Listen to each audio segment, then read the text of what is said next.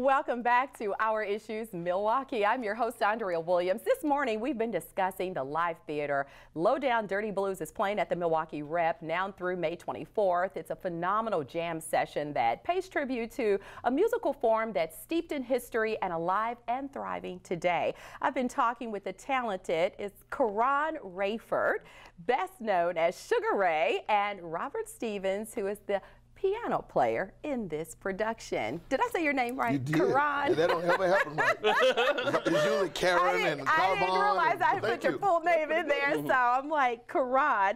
And guys, what I wanted to mention is that the blues, of course, has deep roots in American history. The music evolved from African spirituals, African chants, work songs, and field hollers. And blues, jazz, and gospel have always influenced each other in some form or another. So you've got the Mississippi Delta Blues, St. Louis Blues, Memphis Blues, Louisiana Blues, Chicago Blues, Texas Blues, etc. Is there a real difference between these regional forms of the blues? Yeah, there's a huge difference. There is. It's the approach. If I can jump in there. No, sure, of course. I mean, that's what I do for a living. I mean, we have, like, let's say you say a shuffle.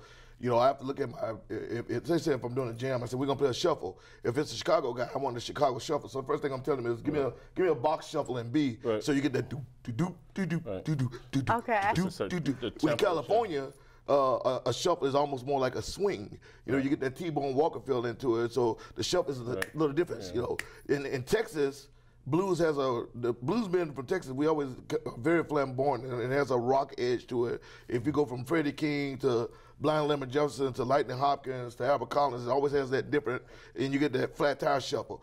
The old Delta shuffle, like when you get Mississippi, it's a whole different feel because that blues, the original blues out of Mississippi was also influenced by a lot of the Irish and whatnot that lived in the hills. So you have hill country blues and you have city blues. So Robert Johnson, who fashioned himself after Son House, and Charlie Patton, because he used to go to their shows, it's a Delta blues, but it actually has a bit of country with it, and that influences from the Irish and what's called immigrants that lived in the hills that played violin. So a lot of that slide sound, that slide guitar, is actually old blues guys trying to get that. They were getting blues, they wanted their blues feel, but they liked the sound of that violin or that fiddle. And they figured a way to use that bottle to get that sound on the guitar. It gets very deep and it gets very technical. Yes, and I love it. We're all learning something new today, that's for sure.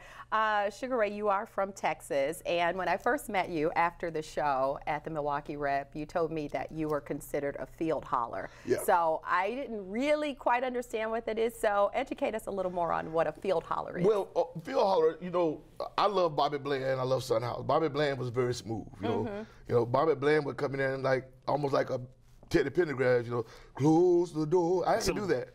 But the field holler's job was, he was the guy back in the slavery days, to unfortunately go back there, he was the guy that called the hands in for lunch and dinner and to work, you know, and you had to have that big voice that would resonate over the whole plantation, you know. So one of the shows we did, Ain't Nothing But the Blues, we had a whole field house song, and you stepped up, oh, you know, this was a call. This was like the big rooster in the morning, waking everybody up. It's time to go to work. That was a field holler. You also heard them. The field holler was still very in demand all the way through the days of the old work prison songs, which are some of the most beautiful, it's sad situations, but some of the most beautiful songs.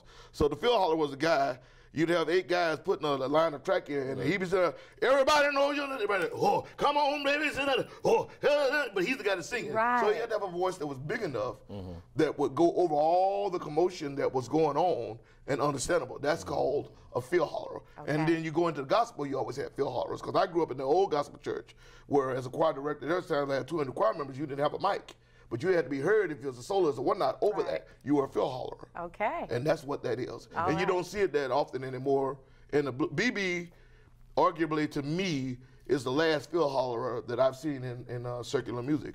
You know, his voice was not that little. In the old days, in the early days, he would do a lot of high falsetto stuff. But he stopped doing that stuff, and it was more, you know, now here it is, 3 o'clock in the morning. You know, it's a field holler. It's not a sweet thing. It's sweet, but it's a bit more. But basically, big mouth. I love it. Right. Thank you so much for that education. Tried to get it all in there, so all you blues scholars, I got to get my blues. And Robert, as a musician, you did mention that you kind of got started in the church, and you weren't always allowed to listen to the low down dirty blues. No, definitely not. Talk a little bit about how the church influenced you to take on music as a career. You know, I really believe that the church is probably the best training ground for any musician of any genre. Because if you're in church, eventually you get led to all of the other different types of music. And like I said, I've been in church all my life, and as gospel music progressed, well, let me kind of backtrack. Gospel music actually came from the blues, and I think a lot of people kind of forget that what we know as gospel today is a fusion of blues and spiritual music. I mean, Thomas Dorsey was Ma Rainey's piano player. Wow. And and even if he never wrote Precious Lord, we would know him for all the stuff he did for Ma Rainey. It just so happened that he took a spiritual turn and went in a different direction, but he brought the music with him. So it's perfectly natural for gospel to include all of those other things. And gospel led me to jazz, and jazz led me to, well, gospel led me to R&B, then it led me to jazz, to classical, and all the way back to the blues. Wow. And when you're talking about mixing the secular music in with the gospel, Ray Charles was one of the best at doing that, and he caught a lot of flack early on, like, you singing that gospel music. Well, so did Thomas Dorsey. Yeah. And like I said, one of my favorites, Son House. Son House was notorious for that. You know, he would literally come up missing sometimes for 6 months at a time, and literally what he would be doing, you know, they know now through history what he would do is, because he was so torn between the church and blues, is he'd play 6 months of blues, then he'd disappear and actually be preaching over a church 6 months somewhere else until his demons would take over and he'd go back to, you know, that was his entire life. Yeah. Wow. So I don't want to forget to mention that you've got a CD that's going to be coming out soon. Well, Am I thank you correct? for that. That's very nice. Absolutely. Yeah, it's titled Southside, May 19th. May 19th. And so how will people be able to get their hands on that? It'll be everywhere. It'll be in all the stores, of course, all the downloads, Sony Music, iTunes, and all that, blah, blah, blah, blah. Come out to a show. But it will be in stores and actually on streets May 19th. May 19th. Keep that in mind. Southside. Southside's the name of it. And Robert, where are you from? We've established that Sugaray here is from Texas. Originally from Georgia, Savannah, Georgia, the city you're a Southern man. Yes, ma'am. A Southern man by way of New Jersey. Okay. Yeah.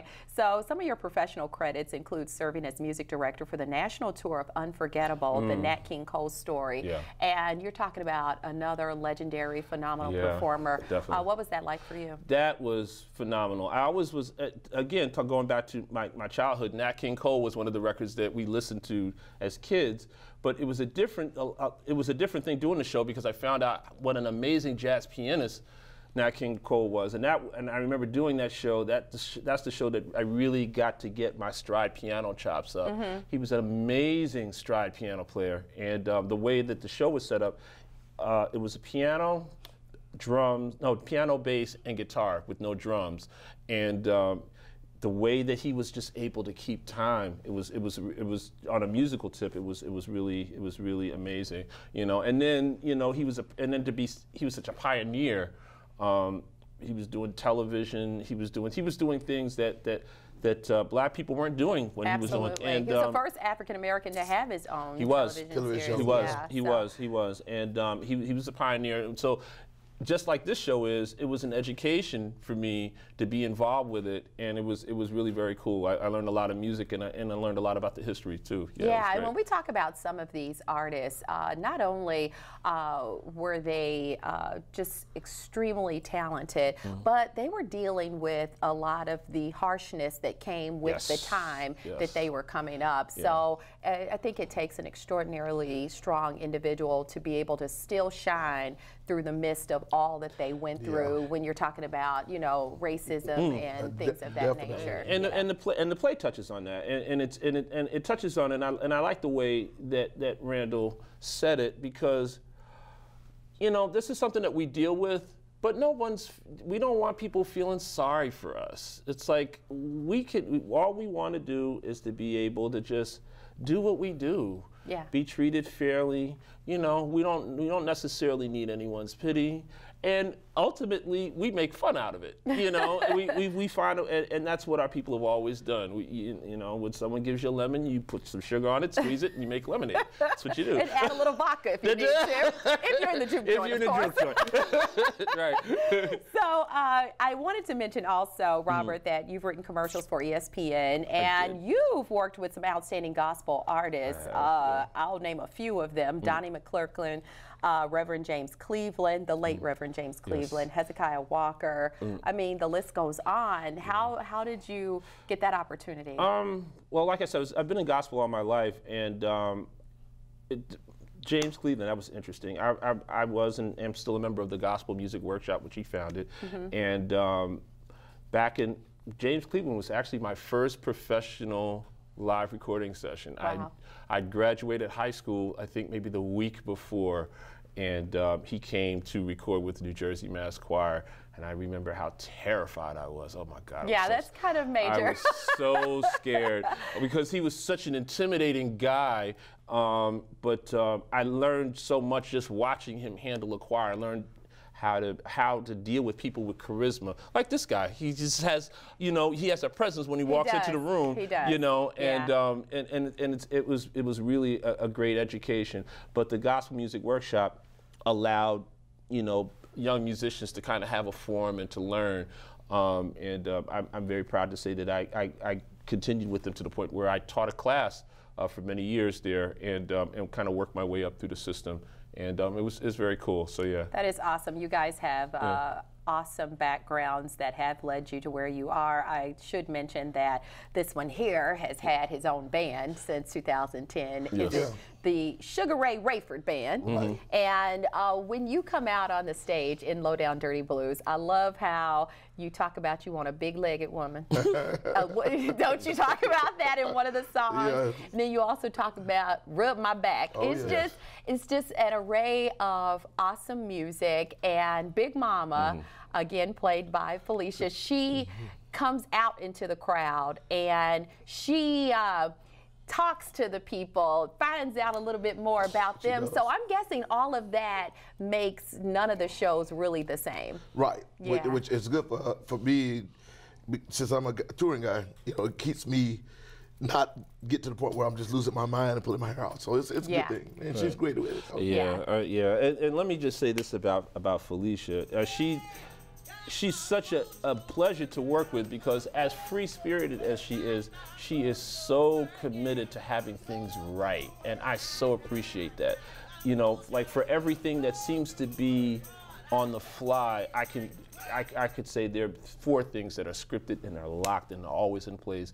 And no matter what, she comes with her A game every night. Well, she's not Tony nominated. Yeah, there is a reason, and it's a great thing. I mean, it's a great balance between having things that are structured and having things that are freewheeling. You know, and she nails the balance every night, definitely. All right. Well, I think that we've given people at home an outstanding preview of Low Down Dirty Blues, and all I can say is you got to see it for yourself. So thank you guys so very much for coming by. It is my pleasure, and enjoy the rest of your stay in Milwaukee. Will do.